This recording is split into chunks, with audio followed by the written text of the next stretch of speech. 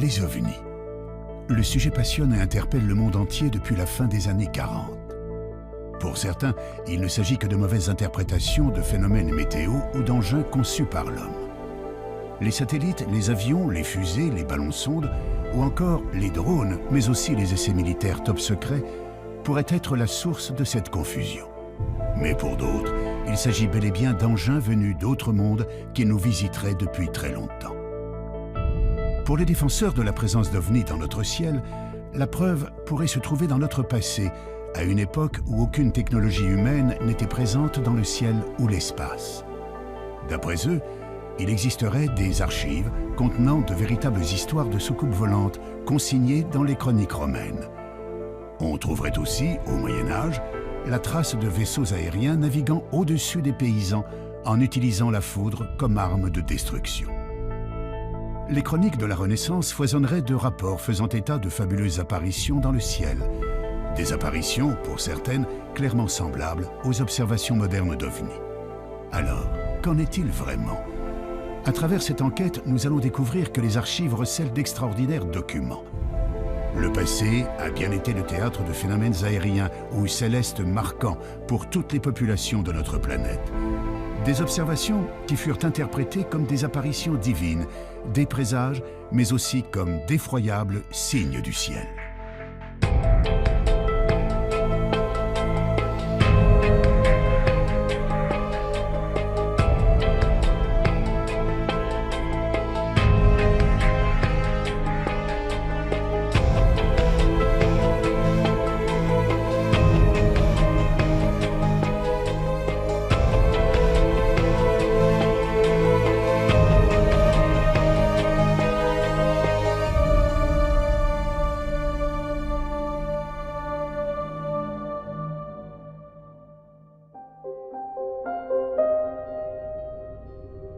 D'après les astronomes, l'univers compte autant d'étoiles que de grains de sable sur notre planète.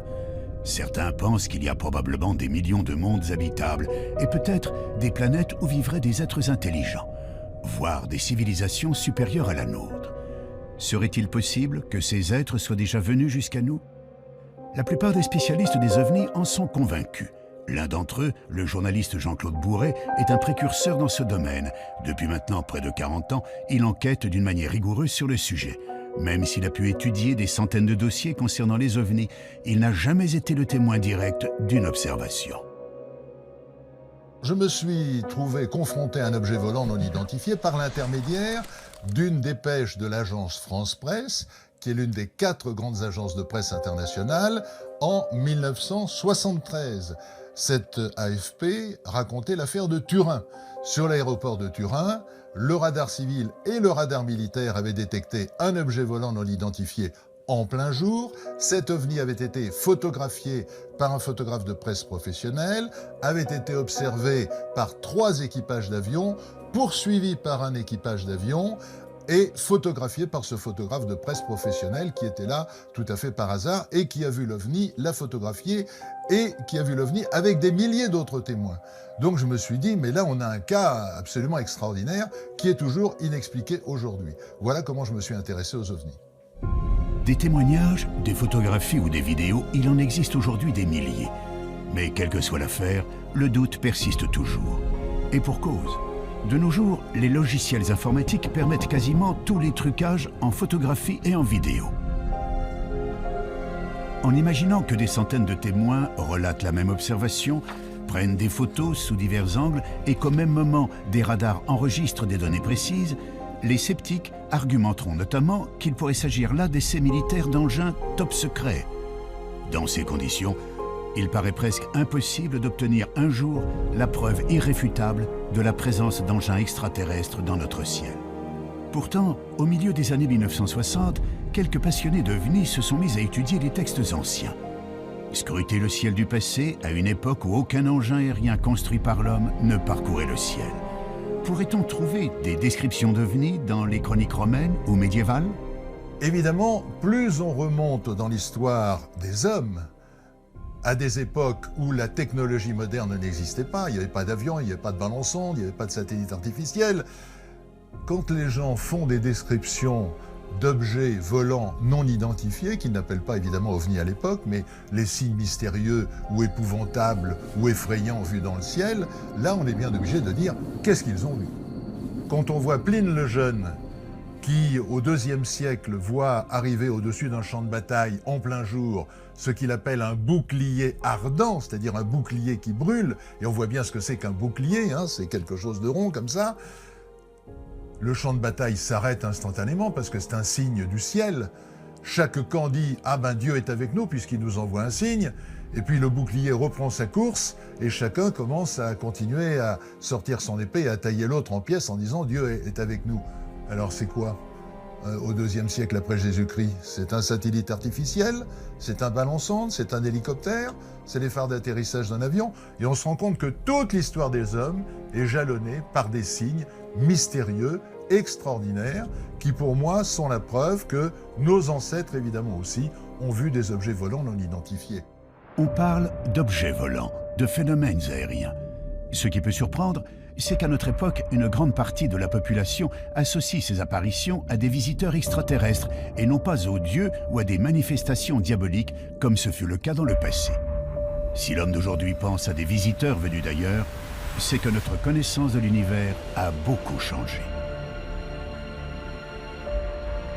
Il y a 140 milliards de soleils dans notre galaxie. On le sait maintenant. Avant, on disait entre 100 et 200 milliards. Maintenant, avec les télescopes qu'on a lancés, on sait qu'il y a 140 milliards. Et on sait depuis 1994 que pratiquement chaque étoile entraîne un cortège de planètes qui tournent autour d'elle.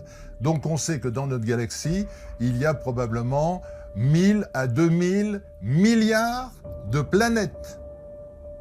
Donc même si vous prenez une hypothèse faible en imaginant que la vie ne peut naître que sur une planète sur 100, une planète sur 1000, une planète sur 1 million, une planète sur 1 milliard, ça fait encore des centaines, des milliers, des dizaines de milliers de planètes habitées dans notre galaxie.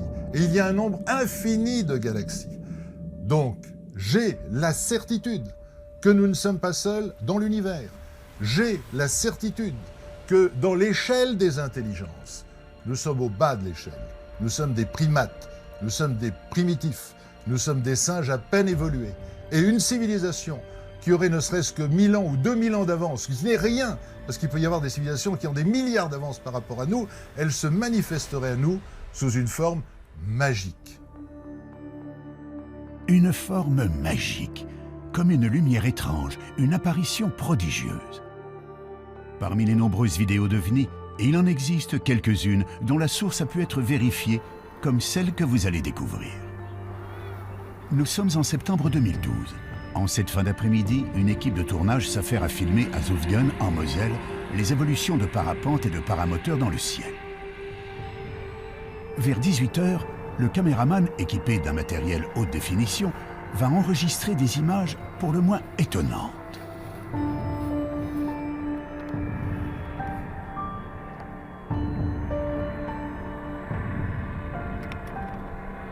Qu'est-ce que c'était que ça? C'est quoi ce que tu fais? Je sais pas, un ovni? Je sais pas ce que c'est. Sur les agrandissements et au ralenti, quelques séquences laissent apparaître ce que beaucoup définissent comme une sorte d'ange. Il est facile d'imaginer que si cette étonnante observation avait eu lieu quelques siècles auparavant, la plupart des gens l'auraient perçue comme une apparition divine. Il faut d'ailleurs noter que les références à des phénomènes étranges dans le ciel se retrouvent dans toutes les religions. Certaines des descriptions bibliques pourraient d'ailleurs laisser penser à des observations d'OVNI. Si vous prenez un livre qui est reconnu par tout le monde, le Pentateuque, reconnu par les Juifs, par les chrétiens, par les musulmans, vous avez le livre du prophète Ézéchiel. Eh bien, j'incite les téléspectateurs à prendre une Bible, s'ils en ont une chez eux, à lire la première page du livre du prophète Ézéchiel. Que dit Ézéchiel? Il dit « Et je vis des visions divines, et voici que quelque chose descend du ciel, brillant comme de l'airain luisant, et voici une roue sur la terre, comme si une roue eût été au milieu d'une autre roue, avec des yeux tout autour de la jante de la roue qui est immense. Nous, on dirait avec des hublots. Et voici des animaux qui descendent des roues, c'est-à-dire des êtres vivants, mais qui ne sont pas des êtres humains et qu'Ézéchiel appelle des animaux. Et les roues se déplacent et vont là où l'esprit des animaux veut qu'ils aillent. Donc c'est piloté, c'est clairement écrit dans la Bible. Donc là nous sommes 500 ans avant la naissance du Christ.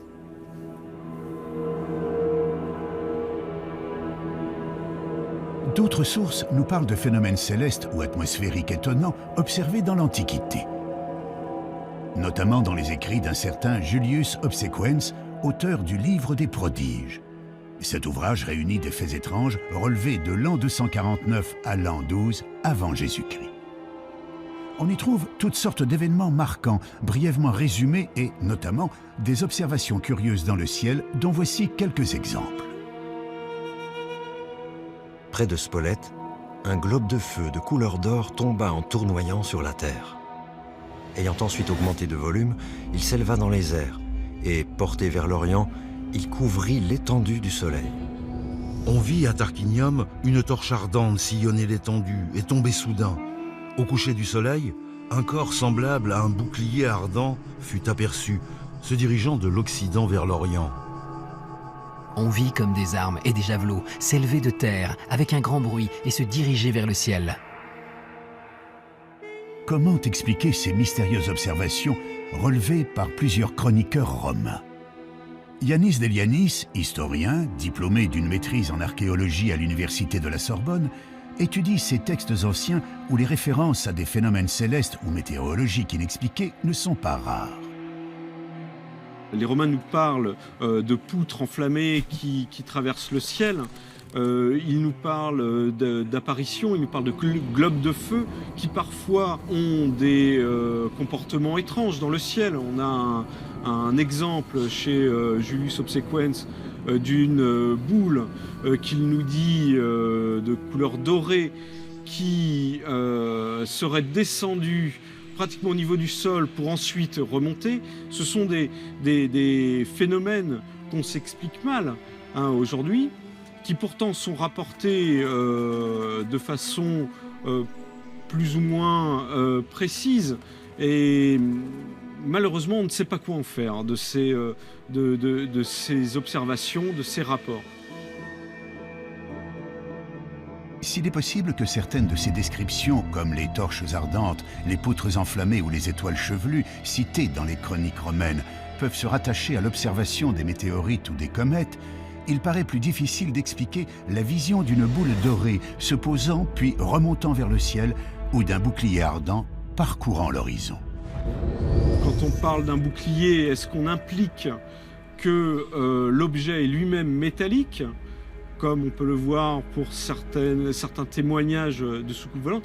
Ça, on est bien embêté pour le dire aujourd'hui, parce que notre compréhension de ces termes-là est assez faible en réalité. On les rapproche d'une morphologie, la morphologie est évidente, Les Romains classifiaient leurs prodiges suivant une typologie morphologique, ils les classifiaient en fonction de la forme, mais qu'est-ce que ça représentait exactement? Là est toute la question. Les boucliers volants de l'Antiquité restent donc une énigme pour les historiens. On peut aussi s'interroger sur un autre fait surprenant de ces écrits vieux de 1800 ans. À leur lecture, on s'aperçoit que leurs auteurs ne cherchent jamais à expliquer l'origine de ces phénomènes, comme si cela les dépassait de très loin. Les Romains voyaient des choses dans le ciel qu'ils ne s'expliquaient pas forcément ou qu'ils tentaient d'expliquer par une rupture de l'équilibre de la nature. Donc ils cherchaient des interprétations. Et c'était peut-être ce qui les intéressait le plus en réalité, plus que le phénomène lui-même ou que sa nature, était de savoir ce qu'il fallait en faire et comment le comprendre, comment comprendre ces signes. C'est d'ailleurs l'un de ces signes qui marquera un tournant radical dans l'histoire de l'humanité. En effet, en l'an 312, Constantin, qui s'apprête à combattre pour le trône impérial de Rome, voit soudainement apparaître dans le ciel d'Italie une croix étrange, entourée d'un cercle. Il croit y reconnaître un symbole chrétien. Pour le futur empereur, c'est bien sûr un message. Alors qu'il ne croyait pas au Dieu des chrétiens, il est désormais persuadé d'être protégé par le Christ. Après sa victoire, Constantin interdira la persécution des chrétiens dans l'Empire, annonçant le début d'une entrée de l'Europe dans l'ère chrétienne. Tout cela, suite à l'apparition d'un phénomène étrange dans le ciel d'Italie, il y a 17 siècles.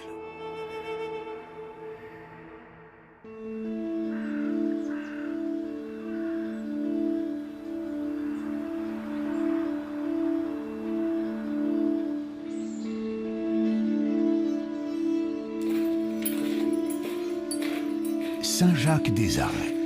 Ce petit village du Beaujolais est connu pour son église, la seule au monde à abriter un tableau reconnu officiellement comme représentant très clairement des ovnis, une œuvre du peintre Jean Fusaro. C'est celui-ci.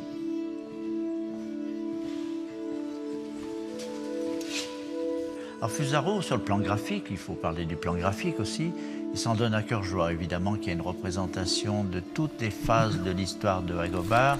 Ces tempestaires, le blé, le monde rural, la ruralité. Il y a même un petit hameau beaujolais, là, derrière la croix, en bas, là.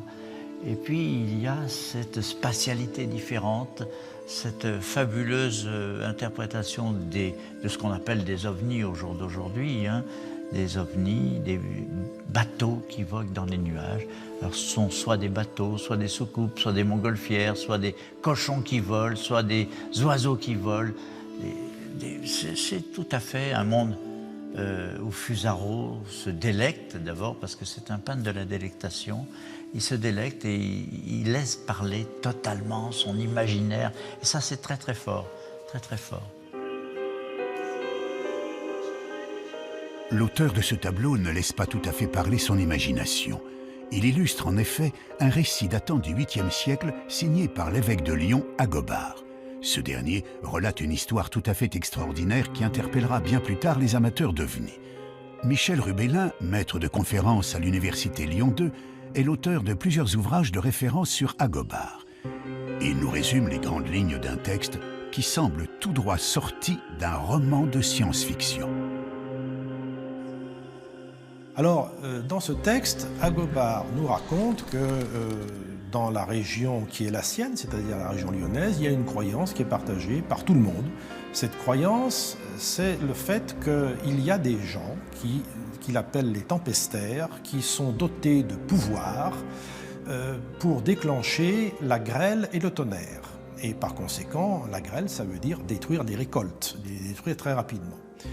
Et puis, il ajoute aussi qu'on croyait aussi dans l'existence de vaisseaux aériens venant d'un pays s'appelant la Magonie, et que de ces vaisseaux aériens descendaient des individus qui venaient récolter les récoltes détruites par la grêle.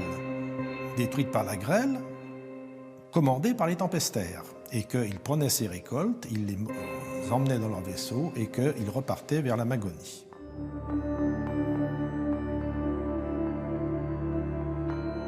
Le texte d'Agobard contient d'autres détails surprenants sur ces épisodes de navires volants au haut Moyen-Âge. Un jour où il se promenait dans la campagne, il a vu un rassemblement de paysans qui entouraient 4 personnes, 3 hommes et une femme, et ces paysans disaient « ces gens-là sont des gens qui sont tombés des vaisseaux, venus de ces vaisseaux depuis la Magonie. » Et par conséquent, ce sont des gens que nous avons enchaînés et que nous nous apprêtons à lapider. Je dis bien, hein, contrairement à des interprétations qui ont été données par la suite. Et Agobard dit, eh bien, grâce à la persuasion, grâce à ma parole, j'ai réussi à sauver ces 4 malheureuses personnes en démontrant à mes auditeurs que il ne pouvait pas venir de vaisseaux en question qui n'existaient pas.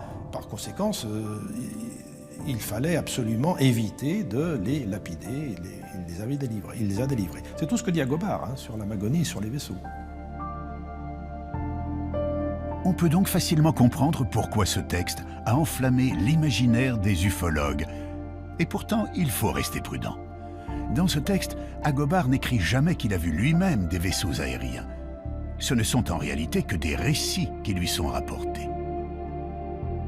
Cette histoire extraordinaire, unique en son genre, qu'on ne retrouve nulle part ailleurs dans les chroniques de cette période, ne serait en fait qu'une rumeur. Mais d'où viendrait cette idée si originale pour l'époque de navires volants? C'est peut-être tout simplement une folklorisation de croyances.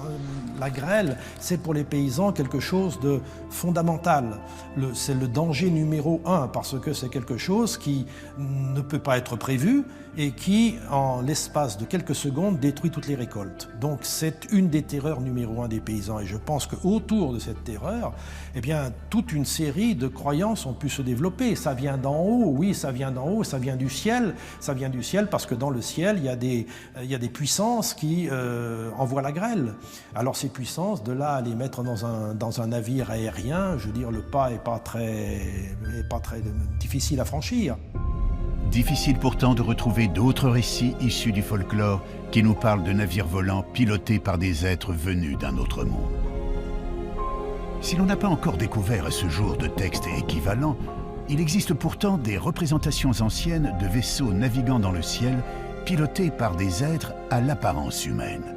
Ces représentations sont visibles dans une église située dans le monastère de Dekani, au Kosovo.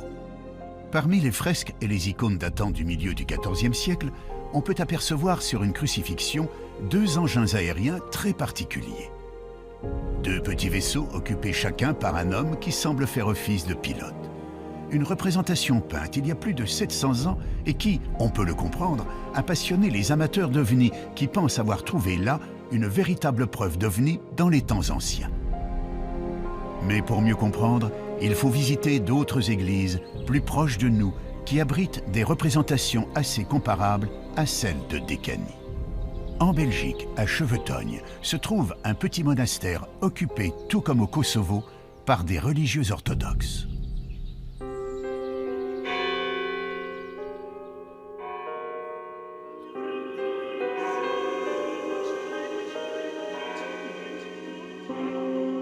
On peut y voir là aussi des fresques représentant des sortes de nefs volantes occupées par des formes humaines. On retrouve également des formes assez similaires aux vaisseaux de Dekani, des peintures représentant des objets aériens semblant parcourir le ciel et dans lesquels on perçoit des visages humains. Se pourrait-il que nous soyons là en présence d'une certaine symbolique religieuse? Il faut comprendre que dans l'iconographie orthodoxe, on est très sensible au texte biblique. Donc chaque fois quand il y a une image qu'on voit, cette image, on voit au texte biblique. La fresque de Dekani concerne la crucifixion. Si l'on suit les évangiles, il est mentionné à plusieurs reprises que les ténèbres tombèrent sur Jérusalem de midi à 3 heures le jour de la crucifixion. Pour beaucoup, il s'agirait d'une éclipse. C'est donc pour symboliser cette éclipse que les artistes de Dekani ou de Chevetogne auraient fait figurer une lune et un soleil incarnés de chaque côté de la croix. Mais dans l'Église orthodoxe, cette représentation est plutôt rare. On a un cadre, donc il y a des règles strictes pour peindre tel ou tel saint ou telle scène biblique. Et on a des livres où c'est écrit avec beaucoup de précision. Pour telle scène, il faut faire ça, il faut faire ça, il faut faire ça. Donc, s'il y a des icônes ou des fresques où on peut voir, par exemple, des éléments qui paraissent bizarres, peut-être il faut se poser la question qui a réalisé cette fresque. Est-ce que c'est un vrai iconographe ou c'est un artiste qui a mis en jeu sa fantaisie?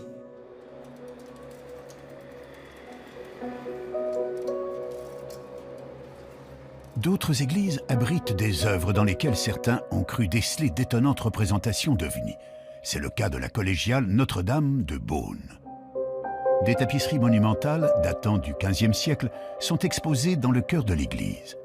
Les personnages, les paysages, les châteaux et même les nuages sont représentés d'une manière assez réaliste pour l'époque.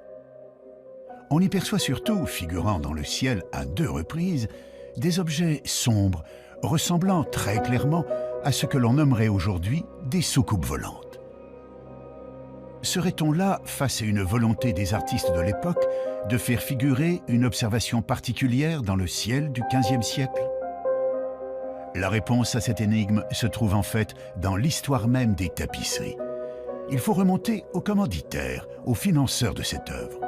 Or, il se trouve que l'un des généreux donateurs était le cardinal Jean Rollin, un cardinal que les artistes de l'époque, pour une raison que l'on ignore, n'ont pas pu représenter physiquement sur les tapisseries. Alors, pour le remercier, ils ont tout simplement fait broder sa coiffe, le symbole de son rang, autrement dit son chapeau, au-dessus de tous les autres personnages. Une explication difficilement contestable, même si certains avancent le fait qu'un chapeau de cardinal est toujours représenté en rouge et surtout pas en noir. Il s'avère donc très périlleux de chercher des preuves de l'existence des ovnis dans les peintures, les fresques ou les broderies des siècles passés. Cependant, un travail de recherche dans les archives pourrait permettre de dénicher des cas de phénomènes inexplicables dans le ciel de nos ancêtres.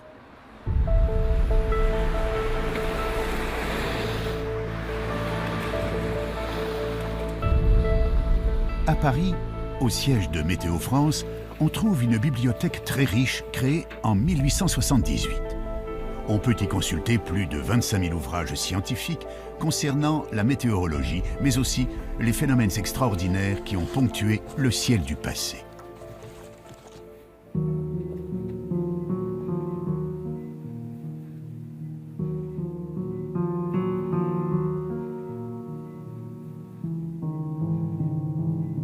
On a la chance d'avoir une bibliothèque qui est très riche et ancienne. On a des livres à partir du XVIe siècle. Et donc on peut retracer un peu comme ça toute l'histoire des connaissances sur l'atmosphère. Et on retrouve dans ces livres les premiers, par exemple, les premières observations de gloire qui avaient été faites au XVIe siècle par Bouguer lors d'un voyage en Amérique du Sud pour mesurer le méridien de la Terre. Donc, disons, il y a des livres sur les aurores boréales aussi qui datent du XVIIe siècle, qui sont, enfin, tous ces phénomènes fascinent les hommes depuis extrêmement longtemps. L'un des plus anciens ouvrages conservés est un livre rare, souvent cité en référence par les ufologues, le Prodigorium Chronicon de Conrad Lycosthenes, un ouvrage du XVIe siècle en parfait état de conservation.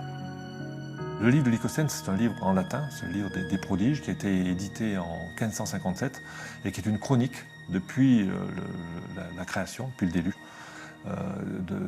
d'un ensemble de phénomènes extraordinaires. Alors ces phénomènes extraordinaires peuvent concerner les animaux, alors, ce sont des animaux avec deux têtes, mais dans la plupart des cas, ce sont des phénomènes naturels. Donc il y a un grand nombre d'inondations, justement de parélie, de halos. Il y a énormément de phénomènes lumineux dans l'atmosphère qui s'interprètent assez facilement. Puis il y a des choses plus... Donc on se demande si c'est pas sorti de l'imagination de celui qui a écrit. Par exemple, on voit des bruits des armes dans le ciel, donc des bruits de bataille. On peut penser que ce sont des orages. Des tremblements de terre, enfin, on voit avec des villes qui sont avec des bâtiments qui sont détruits. Donc ce livre est très intéressant parce que chaque phénomène est daté et puis donc il y a un très grand nombre d'illustrations. Alors on se rend compte, ce sont des illustrations qui étaient des gravures au bois et que c'était un petit peu les mêmes illustrations qui resservaient plusieurs fois. Une nouvelle fois, l'auteur de cet ouvrage, tout comme le chroniqueur romain Julius Obsequens, fait donc état de prodiges extraordinaires observés dans le ciel depuis l'Antiquité. On y retrouve, illustrés, les fameux boucliers évoluant dans l'atmosphère, des soleils en pleine nuit, des torches ardentes et autres poutres flamboyantes. Mais à y regarder de plus près, il semblerait très envisageable que la majorité des cas représentés sur ces gravures trouvent aisément des explications météorologiques ou astronomiques. Pour les cas les plus étranges, il faut savoir que l'histoire des hommes a été marquée par des phénomènes cosmiques extraordinaires, mais tout à fait naturels. Des phénomènes qui ont très sûrement interpellé les chroniqueurs du passé. Il y a de temps en temps des phénomènes nouveaux et étonnants. Alors les comètes en font partie, brutalement dans le ciel. C'est une comète qui va rester quelques jours, quelques mois, présente dans le ciel. Les chutes de météorites, c'est autre chose. Alors, ou bien c'est une étoile filante dans le ciel, ou bien c'est vraiment une explosion, ou bien c'est vraiment une onde de choc, ou c'est vraiment un cratère à l'arrivée, notre phénomène. Il y a un autre phénomène intéressant qu'on n'a pas vu depuis quelque temps, qui est une supernova. Qu'est-ce que c'est qu'une supernova? C'est une étoile qui, après avoir fabriqué des éléments comme l'oxygène, l'azote, le chlore, le jusqu'au fer, explose. Elle s'effondre sur elle-même et rebondit, ça explose. Et entre parenthèses, ce sont des phénomènes essentiels, puisque c'est le mécanisme par lequel nos atomes dans notre corps sont formés. Tout ce que vous avez dans votre corps, c'est-à-dire un peu de chlore, un peu de magnésium, un peu de calcium, etc. et autres, a été fabriqué un jour dans une étoile qui n'est pas le Soleil et qui a explosé. Et un tel phénomène est spectaculaire, parce que l'étoile, quand elle explose, elle devient pratiquement aussi lumineuse que toute la galaxie, c'est-à-dire aussi lumineuse qu'un milliard d'étoiles. Ce qui veut dire que cet objet est l'objet le plus brillant du ciel. Vous le voyez évidemment la nuit, c'est le plus brillant, mais en même temps, vous le voyez le jour. Il est tellement brillant qu'on le voit de jour. Alors, il est moins brillant que le Soleil, d'accord. Mais vous voyez cette étoile nouvelle que vous ne pouvez pas ignorer, qui va durer 20 jours, 30 jours, maximum 100 jours, qui apparaît brutalement et qui ensuite disparaît lentement. On peut en effet largement concevoir qu'une supernova, l'explosion d'une météorite ou l'apparition soudaine d'une nouvelle étoile dans le ciel, ait pu frapper l'esprit de nos ancêtres. Quand un phénomène nouveau apparaît, il y a ceux qui imaginent je ne sais quelle histoire complètement stupide, je dirais même obscurantiste, et puis il y a ceux qui réfléchissent. Et il y a déjà plus de 2000 ans, Lucrèce, qui observait les comètes comme ses contemporains, s'était dit « je ne comprends pas ce que c'est que les comètes, mais si on étudie ce phénomène, et si on réfléchit, on le comprendra. Et un jour viendra où nous comprendrons ce qu'est ce phénomène, qui est un phénomène naturel, probablement. Vous voyez ce que disait Lucrèce il y a 2000 ans. Puis en même temps, certains écrivaient je ne sais quelles histoires rocambolesques sur le sujet. Si de nombreux phénomènes astronomiques étaient connus et étudiés dans l'Antiquité, il semble pourtant que les Grecs, comme les Romains, aient été les témoins de curieuses apparitions. Que pensent les astronomes d'aujourd'hui de ces boucliers ardents ou du cas de ce globe doré qui remontait vers le ciel? Ce genre de phénomène, ça se rattache à ce qu'on appelle la fragilité des témoignages humains. C'est-à-dire, en gros, quand vous assistez à quelque chose, n'importe quoi, un accident, un phénomène, et on vous demande de témoigner. Eh bien, en fait, ce qui se passe, c'est que vous avez vu, votre cerveau l'interprète. Et votre cerveau l'interprète en fonction de son éducation. Et donc, on a fait cette expérience une fois à Nice, je me souviens, l'observatoire de Nice, où le 3e étage d'une fusée soviétique retombait dans la Méditerranée. Et on a dit aux gens, décrivez-nous ce que vous avez vu. Et les gens racontaient leur imagination. Certains ils mettaient des hublots dans la fusée en question, certains ils racontaient les bandes dessinées qu'ils avaient vues, ce qu'on avait raconté à côté. Autrement dit, le témoignage humain est relatif à l'éducation que vous avez eue. Donc il est tout à fait naturel que n'importe quel phénomène céleste ou terrestre, vu pour la première fois par quelqu'un, soit considéré comme magique, soit considéré comme extraordinaire. Et on a là des contes qui finalement nous montrent la richesse de l'imagination humaine.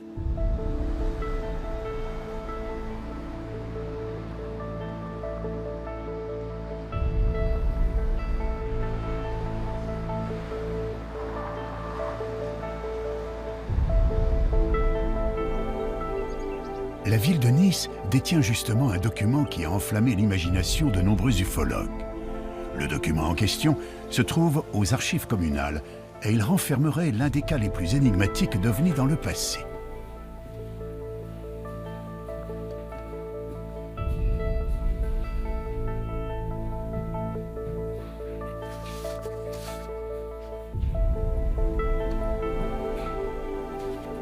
Un petit livret intitulé « Discours des terribles et épouvantables signes apparus sur la mer de Gênes », nous dévoile plusieurs histoires se déroulant en août 1608. Cette année-là, la population aurait été témoin de nombreux prodiges autour de la Méditerranée, notamment en Italie, où les habitants de Gênes furent terrorisés par l'arrivée subite de 3 chars aux carrosses extraordinaires sur le port de la ville. Des chars tirés par des figures de feu d'où sortaient des hommes dont le corps semblait en partie recouvert d'écailles. Ces hommes sont décrits comme ayant des serpents volants entortillés autour du bras qui sautaient hors de la mer en poussant des cris effroyables. L'auteur nous signale que des gens seraient morts de terreur devant ce spectacle épouvantable et que le seigneur des lieux aurait ordonné qu'on tire plus de 800 coups de canon contre ces incroyables engins qui n'en furent nullement effrayés. Face à un texte de cette nature, il est assez compréhensible que certains puissent y voir une véritable scène de science-fiction en plein XVIIe siècle. Ce document, il apparaît en 1608. Il fait partie de toute cette littérature de prodige qui est très florissante au XVIIe siècle. Et c'est ce qu'on appelle un canard. Un canard, c'est un petit pamphlet d'environ 8 pages qui relate des événements prodigieux, ce qu'on appelle à l'époque des signes effroyables, des signes épouvantables, suivant les termes utilisés à l'époque. S'il y avait beaucoup de journaux, de canards dans ce genre à l'époque, se pourrait-il qu'il existe d'autres documents, d'autres sources qui fassent mention de cet événement ? Dans le cas précis de ce canard et de cet événement, qui est quand même un événement qui a duré 15 jours, qui a certainement marqué les esprits, eh bien cet événement, curieusement, ne se retrouve pas dans d'autres documents à Gênes. On n'a aucune chronique aucune chronique génoise qui parle de cet événement, et c'est fort curieux. C'est fort curieux parce que certainement cela implique que l'événement n'a pas eu lieu. Encore une fois, l'imagination débordante des humains serait-elle à l'œuvre ? Durant ses recherches, Yanis Delianis a pu mettre la main sur des gravures datées du XVIIe siècle. On y voit des représentations de navires étrangement décorés, tirés par des sortes de dragons et entourés de personnages mi-hommes, mi-poissons, tenant dans leurs mains ce qu'on pourrait prendre pour des serpents volants. Le nombre de points communs semble donc important entre le texte sur les épouvantables signes sur la mer de Gênes et ces gravures qui datent, tout comme le canard, de 1608. On retrouve à cette époque-là, en novembre 1608, se passe un événement important à Florence. À Florence, Cosme de Médicis se marie avec Marie-Magdalène d'Autriche le 3 novembre 1608 sur la rivière de l'Arno. Se monte pour célébrer ce mariage une grande fête nautique basée sur les argonautiques d'Apollonius de Rhodes. Et on retrouve dans les textes nous décrivant cet événement-là, ces festivités, beaucoup d'éléments qui rappellent les apparitions telles qu'elles sont décrites dans le canard.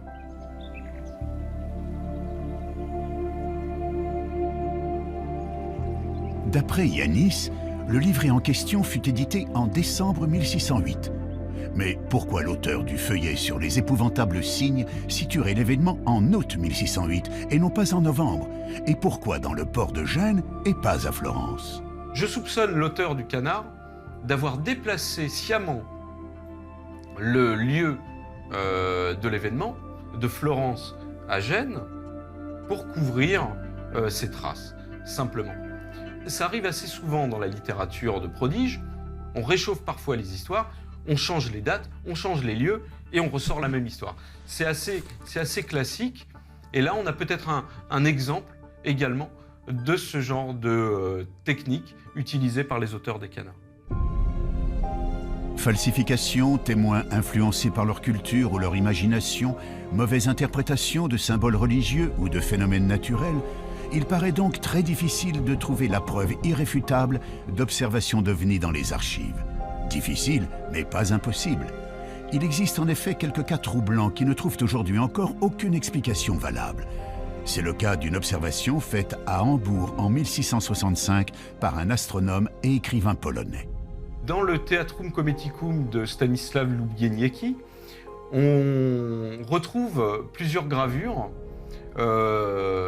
qui représentent pour la plupart des comètes.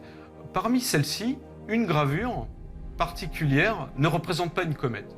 L'auteur est également l'observateur de ce phénomène.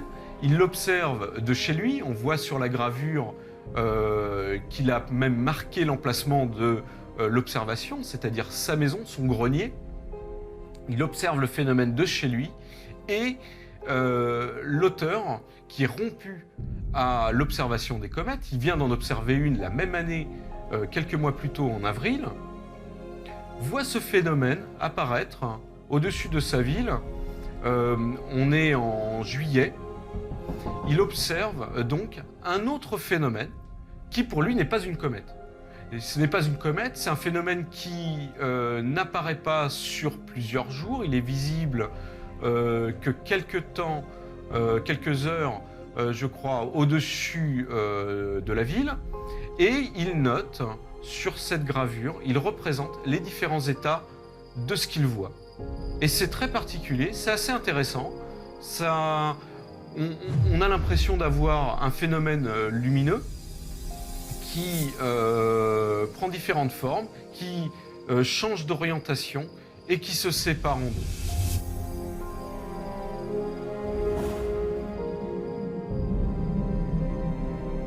Difficile cette fois de remettre ce témoignage en cause ou d'y trouver une explication naturelle connue. D'autres auteurs à l'esprit également scientifique relateront eux aussi des observations extraordinaires dans le ciel au XVIIIe et XIXe siècle. On peut, par exemple, découvrir dans un traité de météorologie paru en Belgique en 1837 l'étrange spectacle qui eut lieu dans le ciel des Pays-Bas durant l'été 1812. Le 23 août, vers les 9h du soir, M. Nieuwenhuis, ministre à Utrecht, revenant d'une maison de campagne, aperçut dans le ciel une bande de la largeur de 2 fois le diamètre de la Lune. Au commencement, elle parut formée de quelques traits de feu parallèles qui allaient en se rapprochant puis se réunissaient. La lumière augmenta par degrés, la bande devint rouge de feu et le milieu comme le fer incandescent. Et il s'en élança des rayons enflammés qui, à 3 reprises différentes, s'épanouirent et se contractèrent en se dirigeant vers le nord. Tout à coup, il en partit un corps semblable à une étoile rouge de feu. En peu d'instants, elle devint grande comme la moitié de la Lune. Sa lumière devint étincelante et presque aussi éclatante que celle du soleil couchant. Ce globe retourna alors dans le milieu de la bande dont il était sorti. Il a ensuite poursuivi sa route au-delà et son éclat s'affaiblit en raison de la distance. Là encore, ce phénomène observé aux Pays-Bas il y a plus de 200 ans reste une affaire totalement inexpliquée.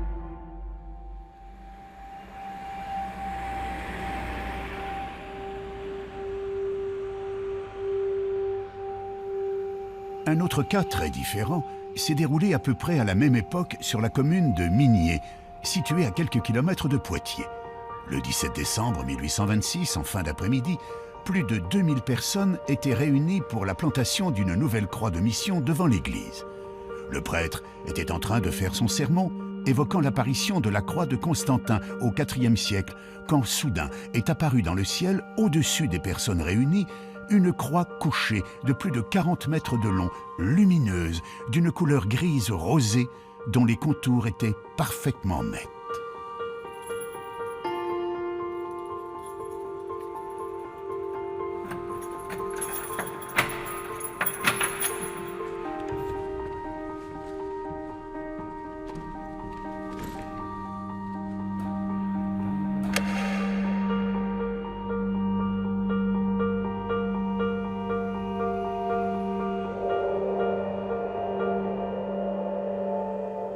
C'est pendant qu'il parlait de cette victoire de la croix que brusquement les gens ont été détournés, ne l'ont plus écouté. Il a essayé de parler plus fort et son confrère a dû intervenir en lui disant « mais cessez de parler de l'apparition à Constantin, regardez ce qui se passe ». Et c'est là qu'il y avait une grande croix lumineuse qui était apparue dans le ciel, mais une croix couchée, sans Christ dessus, une croix lumineuse couchée.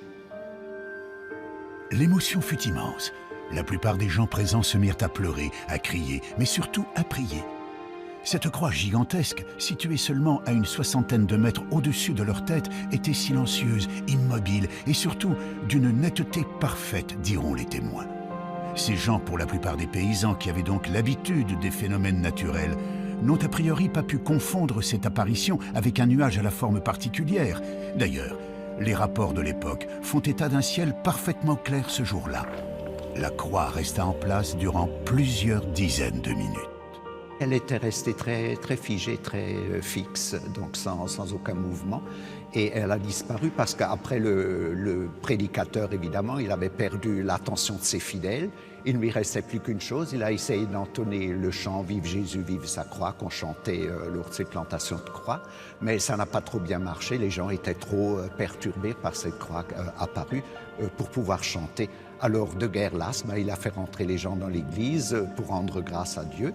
Et comme ça, dans l'église, il pensait avoir de nouveau son peuple en main, le peuple qui lui échappait à l'extérieur. Une petite partie des gens présents n'avaient pas pu rentrer dans l'église. Certains étaient restés à l'extérieur. Quelques personnes ont donc encore pu observer plus longuement cette croix aux particularités si étonnantes. Il y a même le témoignage d'une dame qui est citée dans la commission d'enquête, qui repartait et qui par le haut, donc en montant, puisque nous sommes un peu dans le creux, et qui a les collines d'alentour, qu'elle voyait encore la croix couchée, donc en partant tout de suite pendant que les gens allaient dans l'église, elle la voyait encore de haut, à peu près à sa hauteur. Si l'on résume, il ne paraît pas envisageable que cette population ait pu faire face à un phénomène météorologique connu. Peu probable également de trouver une explication du côté de l'astronomie. Reste l'hypothèse d'un canular, une théorie qui a aussi eu quelques adeptes peu après l'apparition. Certains avançaient qu'il était possible d'obtenir un résultat similaire en installant une croix de bois léger sur un système de câbles tendus sur des centaines de mètres. Donc vous avez pu vous-même voir que ce n'était guère possible des câbles parce que c'est quand même très éloigné et puis les collines ne sont pas élevées à ce point-là que des câbles auraient pu supporter une croix. Non, l'autre c'était la théorie du cerf-volant, donc qu'apporte ce témoin qui voudrait absolument dire qu'elle n'ait pas eu lieu. Mais là aussi le maire de Migné lui a envoyé une lettre officielle, d'ailleurs qui est publiée, l'invitant à venir sur place à faire son montage de cerf-volant pour montrer que ce serait possible, mais finalement il ne s'est jamais présenté. Il faut également admettre que si cette apparition n'était qu'une escroquerie conçue par un petit groupe, l'opération aurait nécessité un bon nombre de complices. La croix en question faisant tout de même plus de 40 mètres de long. Difficile de ne pas être vu et de rester discret pour installer un tel monument à 60 mètres de haut sur une place publique en plein jour. De plus, les années passant, personne n'a jamais avoué avoir participé à une telle action. Enfin, si des gens d'église avaient organisé et créé de toutes pièces cette apparition dans un but de propagande, ils auraient utilisé leur propre code, respecté le dogme catholique. Or, la croix qui est apparue dans le ciel de Migné en 1826 est dans le sens contraire au rite chrétien. L'évêque quand il a fait reconstruire l'église pour garder un souvenir de l'apparition, il l'a fait reconstruire en la retournant en quelque sorte à l'endroit exact où est apparue la croix. C'est pour cette raison que l'église actuelle, donc puisqu'on a rajouté le chœur et le transept, est tournée vers l'ouest, donc en sens inverse de toutes les autres églises. Donc pour moi, c'est plutôt un signe que de sortir, d'aller vers le monde, de regarder en avant. Cette histoire de la croix de Migné reste aujourd'hui encore classée dans la catégorie des apparitions divines, tout comme la croix apparue à Constantin, ou les nombreux prodiges observés à toutes les époques de l'histoire humaine. Nous l'avons vu, une très grande partie des cas décrits par les ufologues comme étant des preuves de l'existence des ovnis dans le passé peuvent trouver des explications rationnelles. Mais une chose est certaine, les archives contiennent bien des cas d'observation de phénomènes extraordinaires et inexpliqués dans le ciel du passé. Toutes les civilisations qui furent témoins de ces prodigieuses apparitions y ont perçu un signe interprété comme magique ou divin. Aujourd'hui, à notre tour, nous interprétons ces signes en y voyant la présence de technologies venues d'autres planètes. Une croyance qui nous permettrait d'accréditer la thèse selon laquelle nous rentrerons un jour en contact avec une civilisation plus évoluée que la nôtre. Pour certains adeptes de la théorie extraterrestre, à travers les signes, les apparitions ou les prodiges du passé, les ovnis n'ont jamais cessé de nous envoyer un signal. Le signal magique de la présence d'autres civilisations dans l'univers. Mais ces civilisations auraient-elles vraiment un intérêt à communiquer avec nous ? Est-ce qu'on communique avec la civilisation des fourmis? Est-ce qu'on communique avec la civilisation des abeilles? Est-ce qu'on communique avec un escargot? Vous imaginez un escargot, il pleut, il sort de sa coquille, Il avance comme ça, et puis il y a quelque chose de vertical. Il monte, et c'est un piquet qui tient une glissière de sécurité d'autoroute. Il est au sommet, et puis avec ses deux petites antennes au bout duquel il y a les yeux, il regarde, il voit passer des lumières comme ça. Est-ce qu'il peut savoir ce que c'est qu'une voiture? Est-ce qu'il peut savoir la différence entre un moteur diesel et un moteur essence? Est-ce qu'il peut imaginer que dans ces voitures, il y a un homme avec une carte de crédit, une puce électronique, un code qu'on rentre dans une machine pour retirer de l'argent? C'est un monde qu'il ne peut même pas imaginer. Eh bien, je pense qu'il y a la même différence entre l'escargot et nous qu'entre nous et certaines civilisations extraterrestres.